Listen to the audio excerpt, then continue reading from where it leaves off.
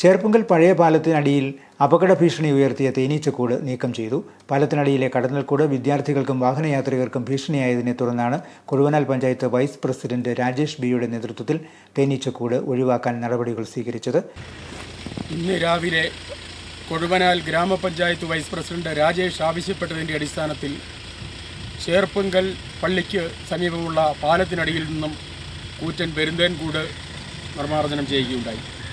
ഇന്നലെ ഈ സ്കൂളിൽ പഠിക്കുന്ന 4-5ഓളം വിദ്യാർത്ഥികൾക്ക് കുത്തേൽക്കുകയും അവരെ മെഡിസിറ്റി ഹോസ്പിറ്റലിലും പാലാ ഗവൺമെൻറ് ആശുപത്രിയിലും പ്രവേശിപ്പിക്കുകയും അങ്ങനെ പള്ളി അധികൃതരും സ്കൂൾ അധികൃതരുമൊക്കെ ഗ്രാമപഞ്ചായത്ത് വൈസ് പ്രസിഡന്റിൻ്റെ ശ്രദ്ധയിൽപ്പെടുത്തുകയും ഗ്രാമപഞ്ചായത്ത് വൈസ് പ്രസിഡന്റ് സ്ഥലത്തെ ഫയർഫോഴ്സ് ഓഫീസിലും അതോടൊപ്പം തന്നെ പോലീസ് സ്റ്റേഷനിലുമെല്ലാം ബന്ധപ്പെട്ട് ഇന്ന് രാവിലെ ഇപ്പോൾ ഈ പെരുന്തേൻകൂട് നീക്കം ചെയ്യുകയുണ്ടായി.